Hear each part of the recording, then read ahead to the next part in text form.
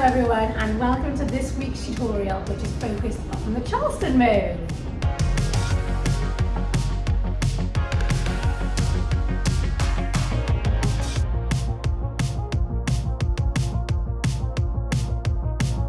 Now of course it wouldn't be a hula Dancercise tutorial without the hula hoop.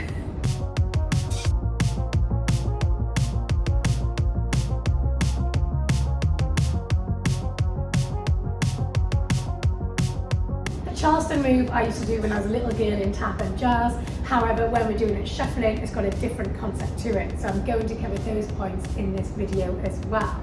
Now in shuffling, the Charleston move is known as cut-in shapes. So this is actually my first cut-in shapes tutorial. I feel like my years of ballet training will help me with this step-by-step guide to demonstrating the Charleston move to you in this tutorial. So if you are a dancer and you've done ballet, great, because you'll be familiar with the positions. If you haven't studied ballet and you're not sure, then you will learn something extra new in this video today.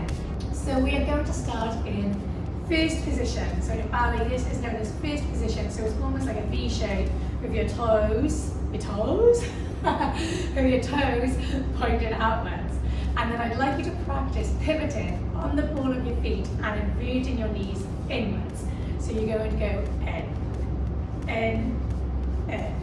So with your knees, make sure that your knees aren't locked and you're not pulling out. Make sure that your knees are gently relaxed as well, okay? So you're practicing that move. So your feet are in first position and you're inverting your knees inwards. So you're pivoting on the ball of your feet. Knees gently relaxed. Now, when we're doing the Charleston move and we are traveling either forwards or back, the foot that comes across will be placed into what is called fifth position in ballet. So that is fifth position. So the foot that comes across, this is fifth position. And then when we're actually traveling, it'll end up looking like that. So we are starting here in fifth position, and we are going to pivot on the ball of our right foot, and then you're going to pick up the back leg, so your leg is going to pick up at the same time. So you're inverting your right foot inwards and then picking up your back leg, so it goes and, okay?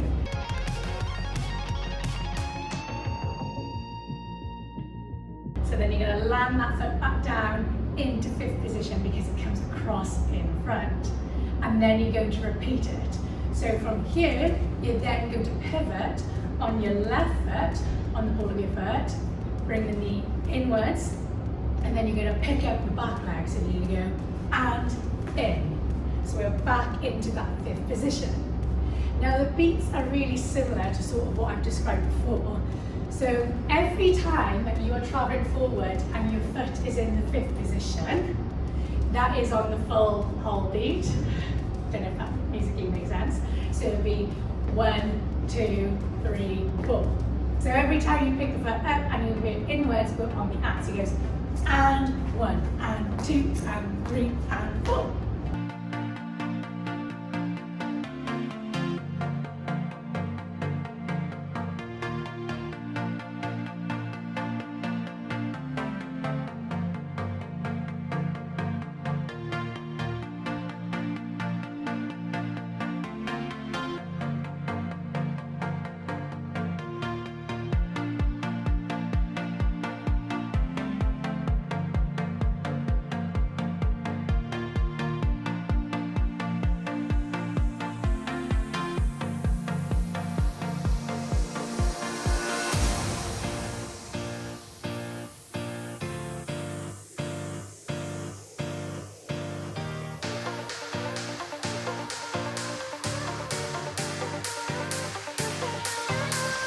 So what makes it different than shuffling is when you're doing it quite jazzy, you're keeping the feet quite close to the ground, so it's very petite.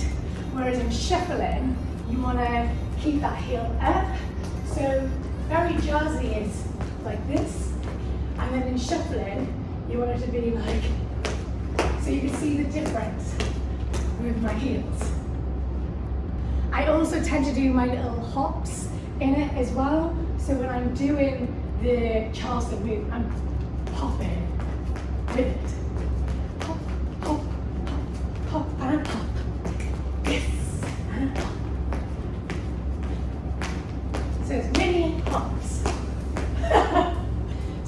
now try it along with me. I'm going to go 5, 6, 7, 8, and then we're going to pick up on the and then we're going to go into it. All right, we go. 5, 6, 7, 8, and 1, and 2, and 3, and 4. 5, 6, 7, 8, and 1, and 2, and 3, and 4. So now I'm going to continue on to that. So we've practiced moving it forward. Now I want you to practice moving forwards and moving back, and how you transfer your weight and where your weight should be. So we are here, and you pivot, and 1 and 2. All you're doing there is my weight is on my back leg, and then you're going to pick it back up, and 3 and 4.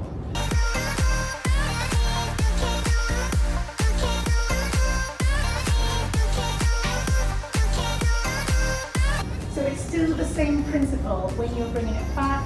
The foot that you're picking up, when it lands down, it comes back into the 5th position. So you're traveling from here to here to here to here. So we go. And 1 and 2, pick it up, back.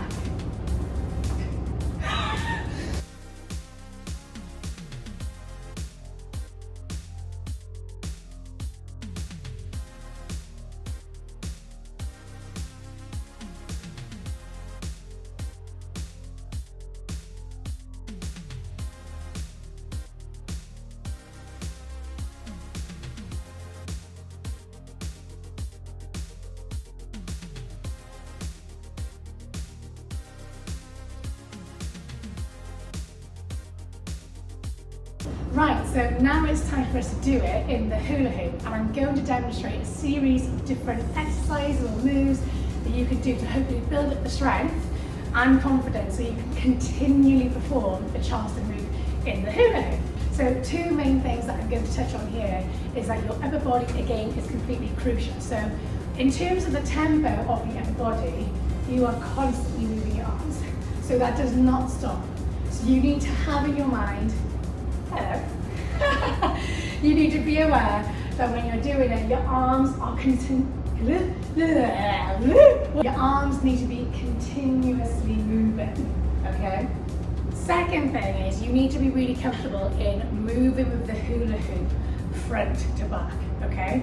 So if you're moving side to side, you're going to make it more challenging for yourself.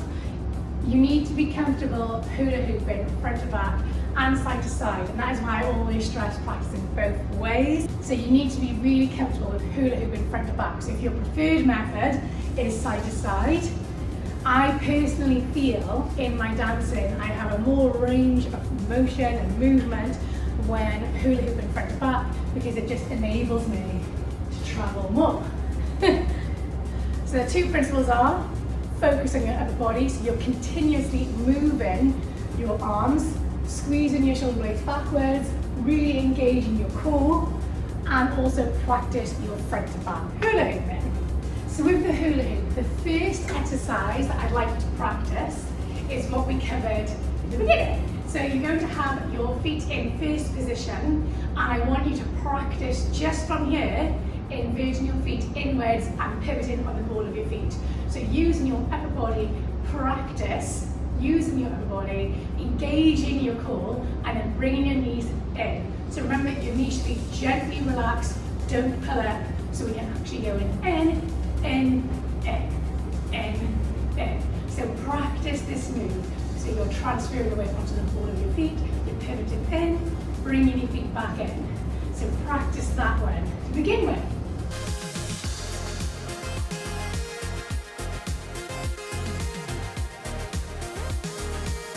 Now the second exercise, what I'd like you to practice, is just feeling the rhythm and dynamics of you in the hula hoop. Engage your core, use your upper body, and practice just walking, placing that foot into 5th position, and just to see if anything distorts between you and your hula hoop. So the moment that you're stepping out, how does that feel? Listen to your body and think about how your connection is with the hula hoop. So we're going to practice just walking forward into the 5th position.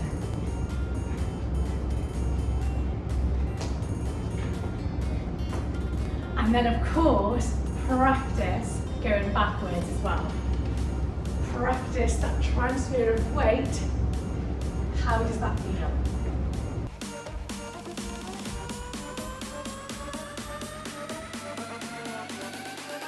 Then try and complete one whole Charleston move. And by one whole Charleston move, I mean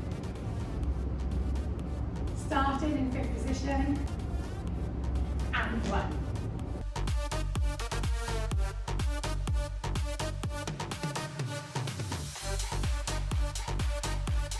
Practice that. So before you even start continuing with the hula hoop and moving forwards with the Charleston move, practice 5th position, build it up, engage your core using your upper body, and 1. Because you can see, even when I did that, it can distort, and sometimes depending on how you are, the hula hoop can go up a little bit and go to the side. So just engage and see how you feel doing that.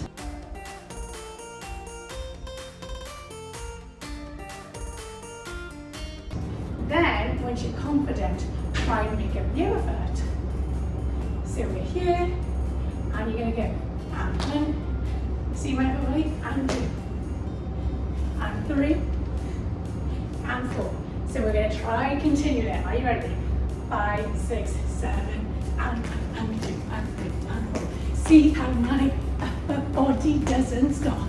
I really hope you've enjoyed this tutorial. It's such a fun move, the Charleston move, so just have fun with it, and especially when you're doing it in the hula hoop, just practice those step-by-step guides to just build your way up to doing the Charleston moves, and hopefully you can end up doing it continuously. Again, please tag me in your videos and please subscribe to me on my YouTube channel. Have a great day.